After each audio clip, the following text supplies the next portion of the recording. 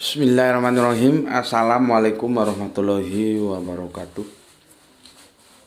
Kita berjumpa lagi dalam rubrik yang di playlist di Politik Embongan. Ya. Kali ini tajuk yang aku sodorkan untuk viewer semuanya, dimanapun kalian berada, sebuah tajuk yang membuat gonjang-ganjing, membuat heboh, ya, dunia perpolitikan kita digoyang lagi, ya, dengan pernyataan Khofifah, ya, memang sangat disayangkan, ya, sebagai ketua muslimat organisasi ormas Islam yang bisa dikatakan besar, ya, di negeri kita ini kok sampai begitunya, ya. Aku berusaha mendapatkan videonya. Tadi pagi itu sudah dapat, tapi nggak tahu terhapus atau gimana gitu, ya, karena ya sekarang grup terlalu banyak, kadang-kadang dia juga masuk langsung hilang, ya. Terus aku hunting lagi videonya karena bagiku data itu perlu, ya. Setelah aku hunting ke sana ke sini juga nggak dapet dan aku harus segera naik tayang untuk shooting, ya, maka mohon dipersorry kali ini aku tidak bisa menampilkan data yaitu videonya, ya, karena nggak dapet nyariin sana sini, ya. Jadi mohon dipersorry, ya, aku tidak bisa menampilkan video sebagai datanya. Oke, tajuk kita adalah Khofifah mengkapitalisasi sahabat Nabi untuk kepentingan politik. Ya. Aneh, ya. Kok bisa sampai begitunya? Ya. Dan dari koalisi ini memang aneh-aneh. Dan itu semua bersentuhan dengan agama, seolah-olah agama ini untuk main-mainan gitu. Ya. Yang kemarin katanya si Julhas itu orang nggak mau bilang amin, terus nggak mau nunjuk gini, itu kan, ya, apologi apapun yang disampaikan terserahlah, tapi ya hati nurani itu nggak bisa berbohong, ya. Jangan menggunakan sesuatu yang sakral, yang agung, yang harus dijaga hanya untuk kepentingan politik 5 tahunan, ya. Dan sampai sekarang juga nggak tahu jeruntungnya, apakah minta maaf, apakah ada membawanya ke ranah hukum, nggak jelas. Belum lama itu selesai, sekarang ada lagi Khofifah mengkapitalisasi sahabat Nabi. Untuk apa, ya? Kembali lagi untuk kepentingan politik yang 5 tahunan. Ya. Aneh, ya, orang setingkat Khofifah, ya, seharusnya kan wawasan keberagamaannya itu sudah lumayan lah, ya, nggak awam gitu. Kok bisanya gitu mengkapitalisasi sahabat Nabi, ya, untuk kepentingan politik yang hanya 5 tahunan. Sahabat Nabi itu orang-orang mulia, karena tidak mungkin orang yang tidak mulia menjadi sahabat dari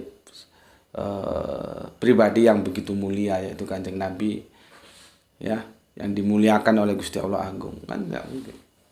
Terus dikapitalisasi, ya, untuk kepentingan politik yang hanya 5 tahunan. Aduh, kok jadi kacau, ya. Padahal agama itu forever. Ini untuk politik yang cuma 5 tahunan.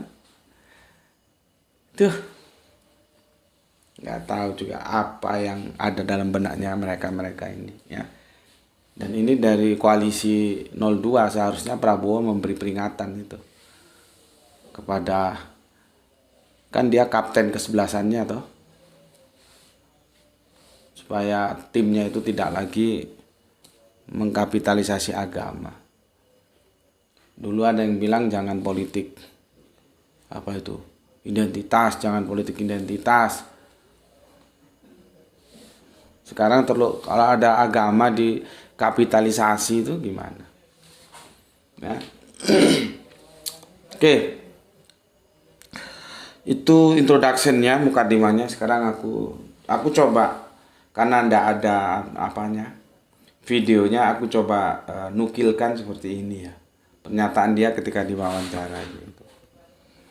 Ini Kofifa yang bilang ini. Perhatikan ya, perhatikan. Dia mengucapkan kata maaf itu 2 kali ya. Aku hitung 2 kali ini. Begini kata dia.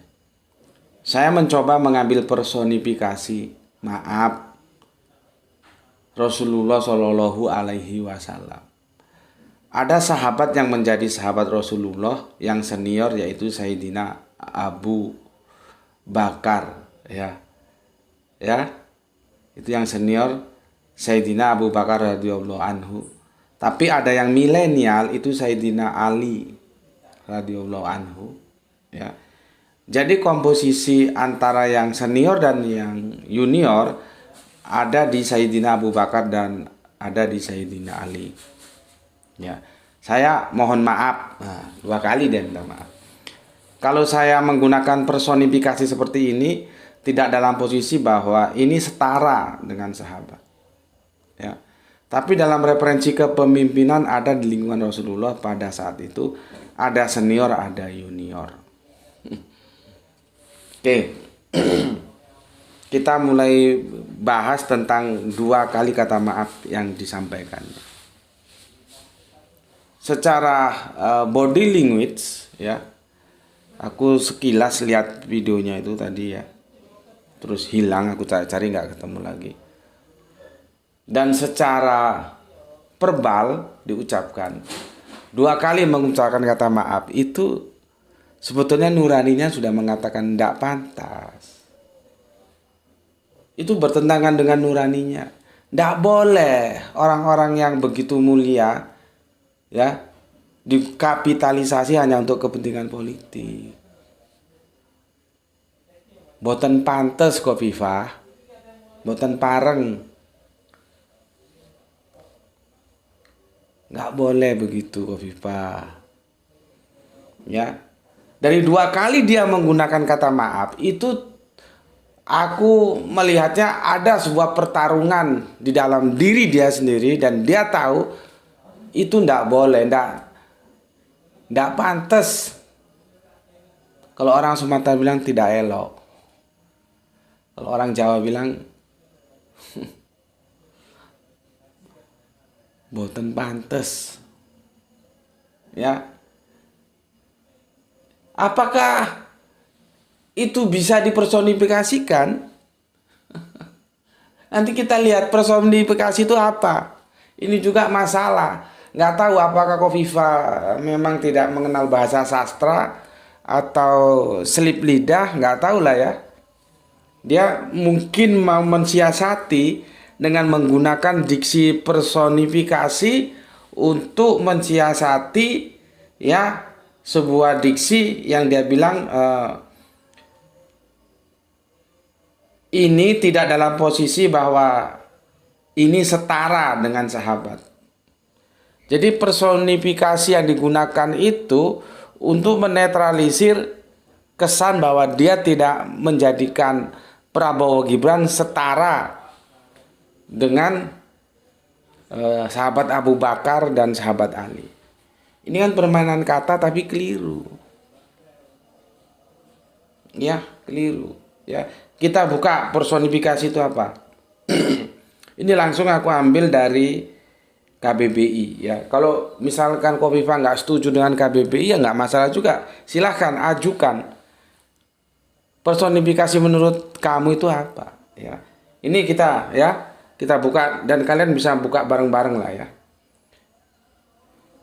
Nih, dalam Kamus Besar Bahasa Indonesia KBBI diterangkan majas. Majas itu sebetulnya dalam bahasa-bahasa lisanul Arabian ya, perumpamaan ya. Gini ya. Dalam Kamus Besar Bahasa Indonesia KBBI diterangkan majas. Personifikasi adalah perumpamaan atau pelambangan benda mati sebagai orang atau manusia.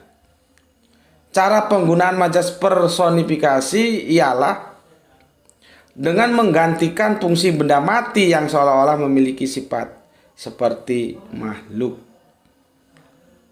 Jadi personifikasi itu adalah sesuatu yang mati, tidak personal, bukan manusia, itu dimanusiakan. Seolah-olah dia manusia. Itu loh. Itu personifikasi. Pertanyaan gue, sahabat Abu Bakar, sahabat Ali, itu apa benda? Coba. Apa itu benda yang itu tidak bisa dikatakan personal gitu? Kan kacau bahasa sastranya. Karena apa? Ya itu namanya. Dia mau menetralisir bahwa dia tidak menyetarakan, tapi dia mempersonifikasikan. Nah, personifikasi orang weruh. Goblok.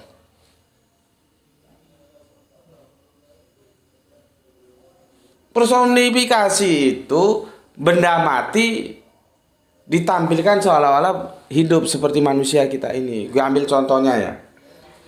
Kebetulan gue seneng lagu dangdut. Gue ambil contoh lagu dangdut aja lah yang gampang ya. Contoh personifikasi ya.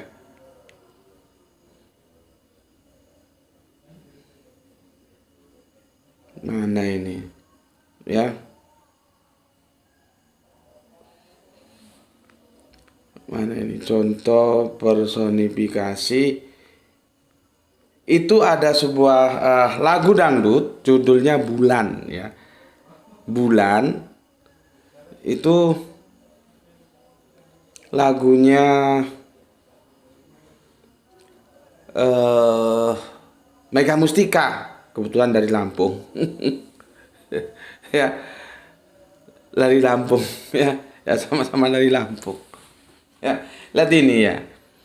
Bulan, temanilah daku di malam yang sesunyi ini. Ya. Bulan. Seolah-olah dia dimanusiakan, diminta untuk menemani. Ya. Bulan, temanilah aku di malam yang sesunyi ini. Jangan kau pergi tinggalkan aku seperti dia yang mendustaiku. Dia itu pasti manusia. Bulan, tampakkan sinarmu, mengapa sembunyi di awan hitam? Kukan cerita tentang dirinya yang membuat cintaku merana. Bulan, temanilah aku. Itu personifikasi. Banyak lagi nanti ya. Misalkan bintang gemintang, datanglah padaku. Bagaimana bintang disuruh datang? Kutitipkan salam pada ombak lautan yang tidak pernah lelah, selalu mengejar pantai. Nah, jadi mesti benda mati dihidupkan atau dianggap sebagai sesuatu yang hidup. Itu personifikasi. Lah ini sahabat Abu Bakar itu bukan benda mati. Sayyidina Ali juga bukan benda mati. Bagaimana kamu menggunakan diksi personifikasi untuk menghindari kesan kamu menyetarakan? Sekarang pertanyaannya, menyetarakan apa tidak?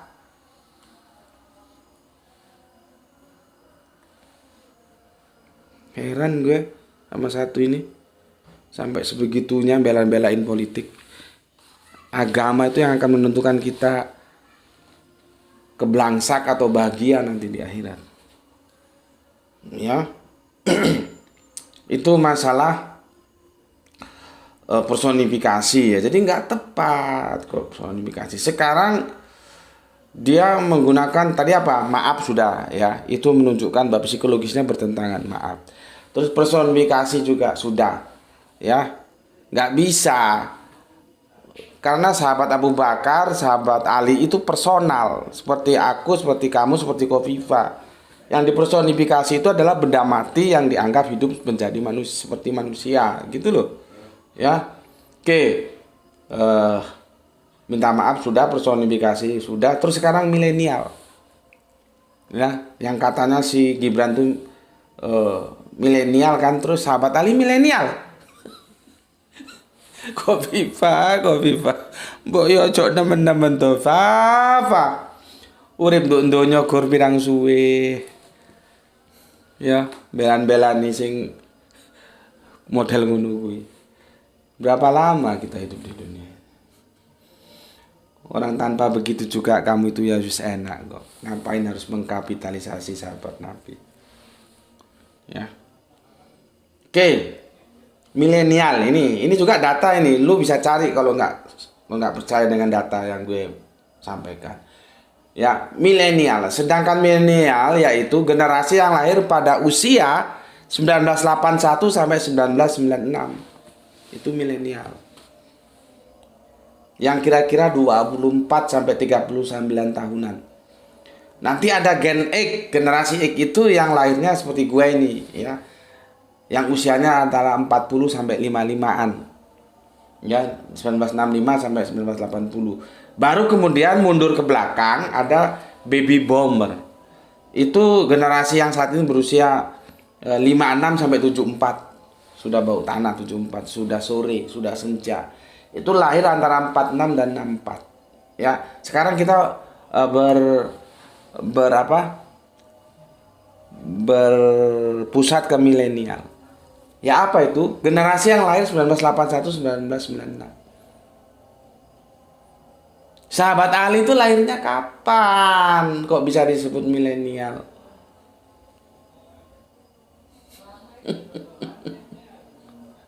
Kok bisa kacau? Apa yang terjadi dengan dirimu? Ya, kapan lahirnya sahabat Ali itu kok bisa dikelompokkan milenial itu loh? Akademisnya kacau sekali. Ya. Terus ini, ya. Sahabat Ali itu smart, cerdas. Terus mau disamakan dengan Gibran? Coba. Begitu. Sahabat Abu Bakar itu jelaslah soleh. Ya, ngerti agama, namanya sahabat pernah jadi khalifah pertama bahkan. Terus kok dipersonifikasikan salah lagi. Mau disamakan dengan dia nggak mau kalau disetarakan, bilang nggak disetarakan. Tadi istilah apa mau dipakai kalau nggak disetarakan? Mau disamakan dengan, mau diperumpamakan gitulah ya, diperumpamakan oleh Prabowo dengan Prabowo. Nggak tahu kemana pikiranmu itu, ya. Terus ini dia bilang, ya, saya baca lagi, ya. Saya mencoba mengambil personifikasi, maaf ya, Rasulullah. Gue mau tanya, terus kalau personifikasi ini yang menjadi Rasulullahnya siapa? Coba, nggak berani ngomong kamu kan? Kamu hanya beraninya di sahabat Abu Bakar dan Ali. Terus Rasulullahnya siapa?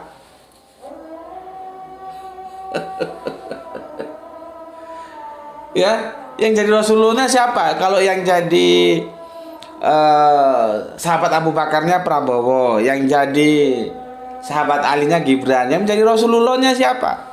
Kan konteksnya jangan lepas. Kalau konteksnya lepas, itu nggak bisa mau diperumpamakan. Ya.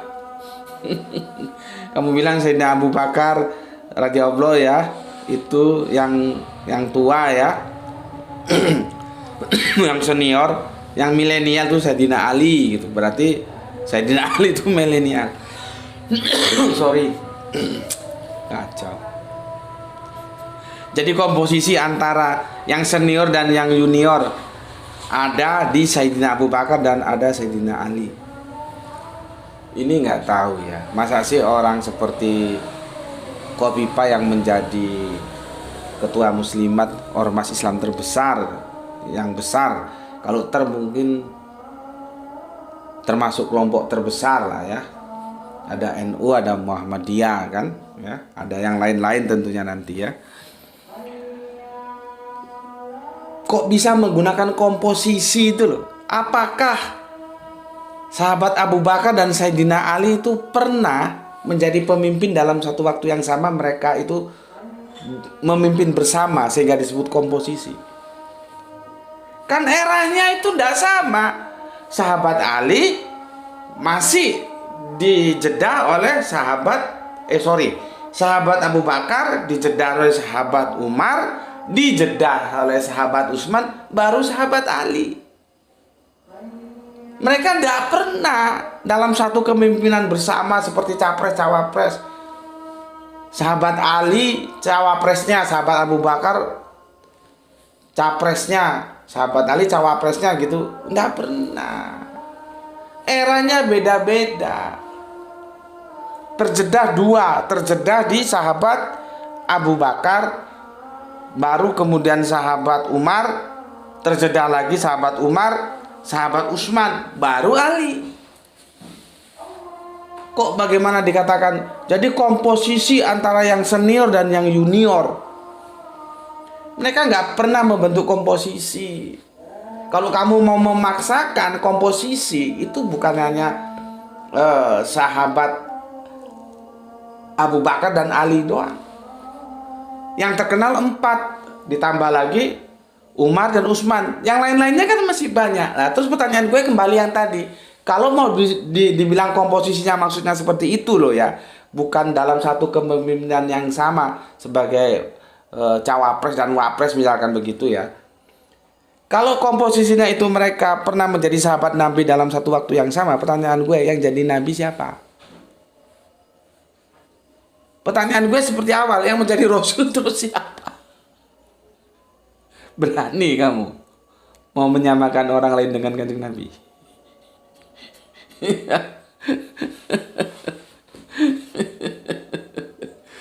Aduh, ini nggak apple to apple, Khofifah ya, nggak apple to apple, nggak apple to apple. Kalau kamu bikin perumpamaan atau komparasi, enaknya komparasi aja lah ya. Itu harusnya apple to apple. Kalau sahabat Abu Bakar, sahabat Ali, kamu komparasi dengan Prabowo dan Gibran, itu ndak apple to apple. Ya. Komposisi itu ndak pernah. Karena mereka ndak pernah menjadi pemimpin dan wakil pemimpin dalam satu pemerintahan yang sama. Memerintahnya aja beda-beda waktunya dan terjeda 2 kali khalifah, kok kamu bilang komposisi. Kalau komposisi seperti sahabat Nabi, waktu mereka bekerja sama menjadi sahabat Nabi, gue tanya terus yang jadi Nabi siapa? Gue nggak kemana-mana, gue tetap kembali ke itu lagi. Pertanyaan gue, yang mau kamu jadikan Nabi siapa? Berani kamu menyamakan Nabi dengan siapa saja yang kamu dukung? Aduh. Jadi gini Khofifah ya. Kita itu kan saling mengingatkan lah ya. Ini bukan masalah suka dan nggak suka, masalah benci atau cinta, nggak itu. Masalahnya mengingatkan ya. Jangan. Agama itu sakral. Jangan ditarik untuk kepentingan sesaat. Berapa lama kita hidup di dunia? Agama itu nanti sampai yaumul sa'ah, yaumul kiamah. Pemilu ini 5 tahunan. Terus kamu mau korbankan sesuatu yang agung, yang mulia, yang itu sampai nanti yaumul sa'ah, ya. Terus nanti yaumul kiamah, itu mau kamu korbankan untuk yang kepentingan politik yang cuma 5 tahunan ini, yang duniawi ini. Sampai berapa lama kita mau hidup di dunia ini? Sebentar lagi juga game out. Jadi pesan dari aku, jangan ya. Jangan begitu. Kamu mau dukung calonmu, dukung dengan cara yang tidak mengkapitalisasi sesuatu yang tidak pantas dikapitalisasi.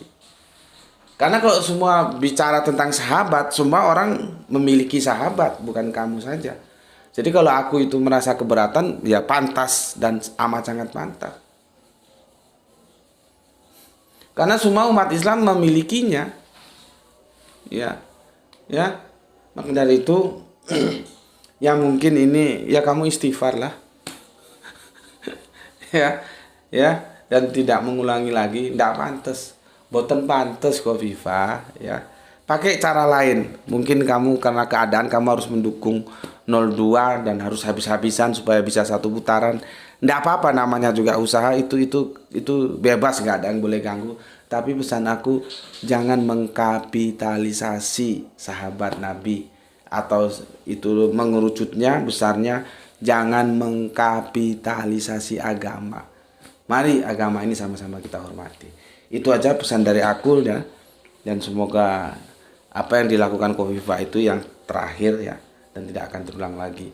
Oke, sampai di sini dulu ya. Kita berdoa bersama, ya Allah, jadikanlah Indonesia ini lebih tertata, lebih bagus, lebih rapi. Semoga kita diberikan pemimpin yang baik untuk perkembangan negeri ini ke depan. Ya, kita mencintai Indonesia tanpa lelah. Matur nuwun. Assalamualaikum warahmatullahi wabarakatuh.